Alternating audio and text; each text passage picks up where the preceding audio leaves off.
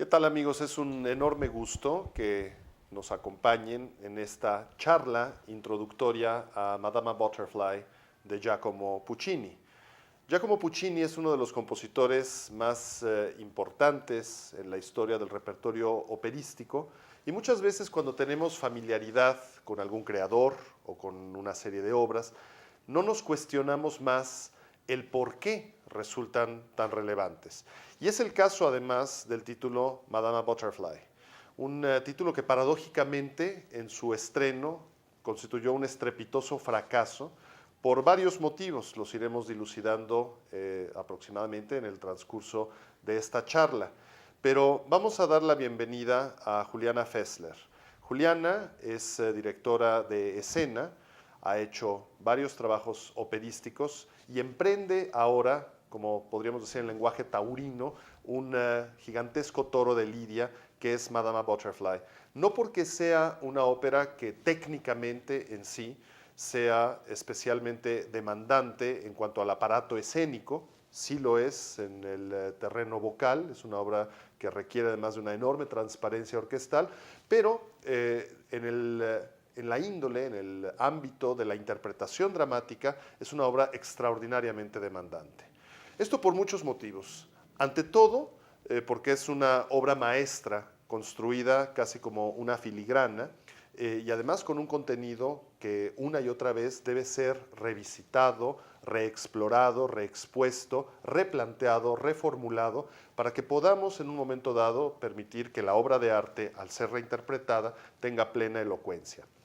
Pero al ser uno de los títulos más conocidos, hay una gigantesca carga emocional o de referentes ajenos contra los que cualquier director de escena tiene que luchar para hacer su propia declaración dramatúrgica. Entonces, bueno, dando la bienvenida, querida Juliana, qué gusto que podamos platicar acá. Qué gusto, te agradezco mucho el haberme invitado. No creo que sea una tarea menor hacer Madama Butterfly, una ópera con la que pues, casi todos los que estamos involucrados de alguna manera en el quehacer lírico-dramático, tenemos un comercio familiar, digamos. Es una obra muy conocida, pero como digo, seguramente ahí hay alguno de los retos. Yo voy a empezar por decirte que Juan Ibáñez, en paz descanse, en alguna ocasión me enseñó, y a él se lo enseñó Luis Buñuel, que conforme va uno haciendo más tareas, los nervios son cada vez peores. Sí. Esa es la señal del verdadero profesional. Cuando tenemos mayor nerviosismo, quiere decir que estamos emprendiendo la tarea con mayor seriedad. ¿Cómo te sientes, Juliana? Muy nerviosa. Es que enfrentarte a estos grandes clásicos es el terreno de los inmortales, ¿no? Claro. Es decir, lo que nosotros podemos decir hoy, en 2011, será una sola posibilidad, es una sola posibilidad de ser de Madame Butterfly, ¿no? Esta reencarnación, o esta de Butterfly, la que estamos emprendiendo, es parte de sus múltiples posibilidades de ser. Y eso es lo que creo que es muy emocionante, porque es el terreno absolutamente de la memoria emotiva del ser humano, de la memoria genética, de la memoria de las grandes pasiones, ¿no?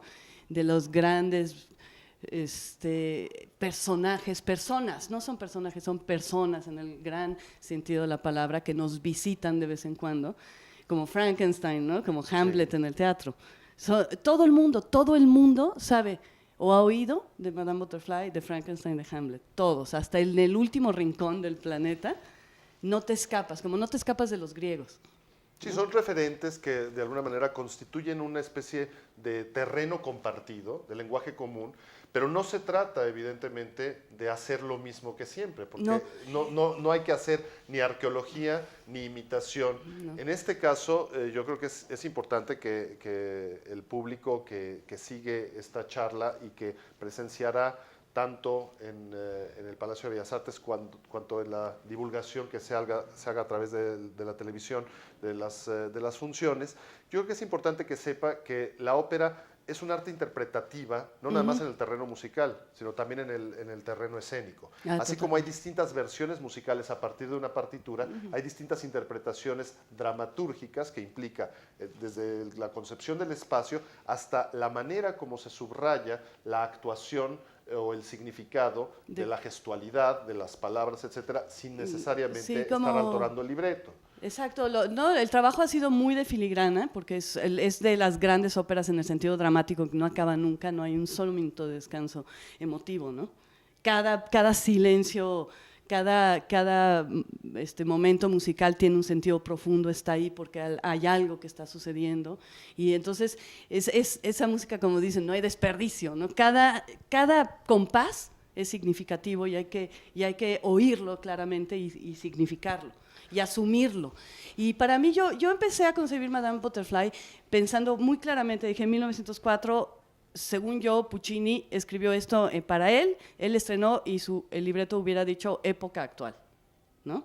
No tiene por qué no serlo. Pero para mí, porque Sí. él no es de sus óperas de míticas o sus óperas, ¿no? Él era el mundo contemporáneo.